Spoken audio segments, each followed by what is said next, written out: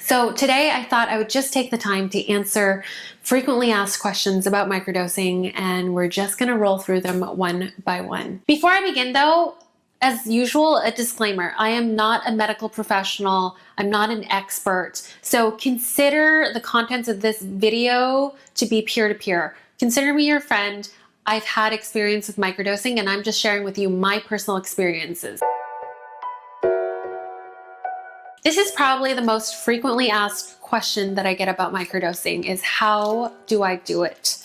And the way that I do it is in capsule form. So I know that certain people like to just buy magic mushrooms dried and then they portion it out themselves and they'll microdose various different ways.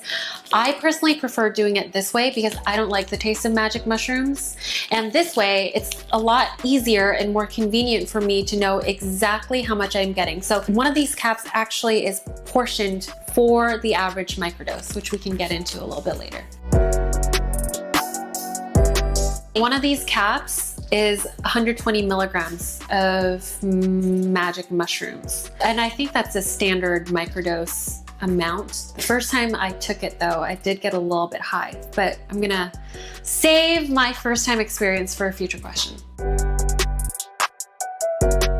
These days, usually it's recommended that when you first start, you take a cap, then you take a couple days off, and then you take a cap, and then you take a couple days off. And it's important to do this so that your tolerance doesn't develop too quickly. For me, my ideal microdosing schedule now is one cap every 2 to 3 days. The whole point of microdosing is to take such a small amount that you're not supposed to notice the effects of being on magic mushrooms. When you're on a microdose, really what it feels like is your mind feels more open. Like I said before, the first time I took one of these caps, I did get high because I just, that was just my response to a typical microdose, the one that was portioned out to me. And that could be because I am a smaller framed woman compared to being a 200-pound man. Usually 6 hours. So emotional side effects are very positive, which is why I microdose to begin with.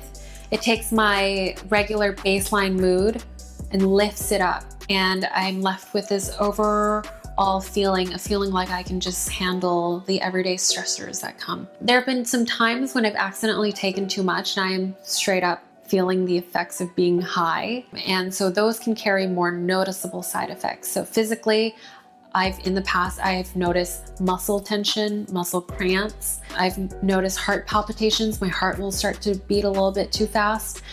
And emotionally, not every, psilocybin trip is gonna feel like the best time of your life. Sometimes you will be confronted with the things that were originally stressing you out, but now it's like you're noticing them at full force. So that's what we would call a bad trip.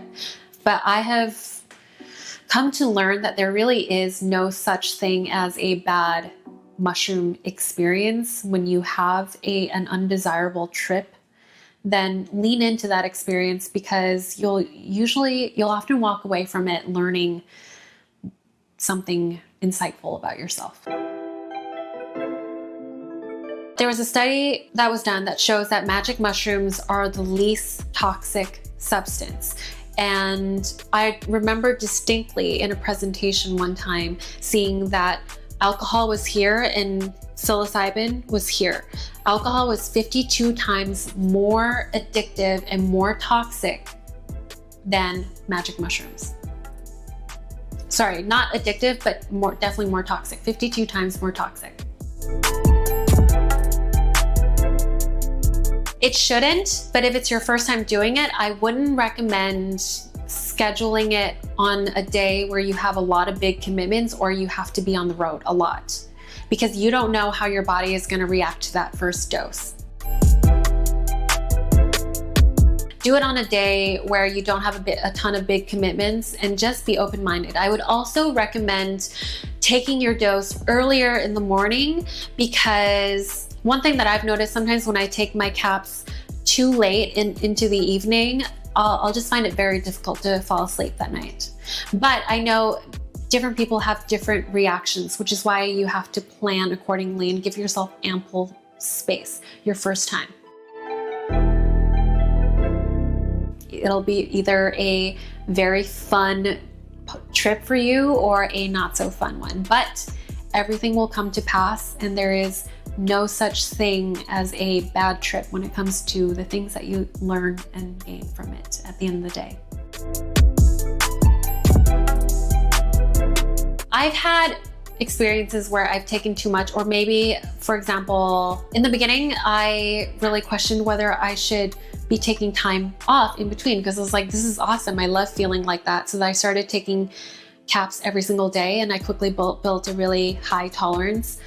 So then I started just taking more. That wasn't a good idea because it led to a couple of experiences where I was kind of freaking out a little bit. I take full ownership of those experiences. It was a learning curve, and now I know what my happy medium is. I microdose for medicinal purposes, so I'm not drinking, I'm not doing other drugs. It is purely medicinal. You can prevent tolerance buildup by sticking to a regulated schedule and not letting your microdosing get a little bit too out of hand, like the experience that I previously described. If you do end up building a high tolerance though, I've heard that if you take a week off, you restore your tolerance by 80%. And I would say from anecdotal experience, this is true. Before I wrap up, I want to bring up a point that I forgot to mention earlier. Magic mushrooms aren't addictive in the way that some antidepressants or cocaine, heroin, and hard drugs are, because when you stop taking mushrooms, you don't experience withdrawal effects. So it's not a chemical addiction. And I would say that if you decide like this is working really well for me and you continue to incorporate it into your life, that's not necessarily a matter of addiction. It's just you found something that works and you have made a choice to continue to integrate it into your life, like I have.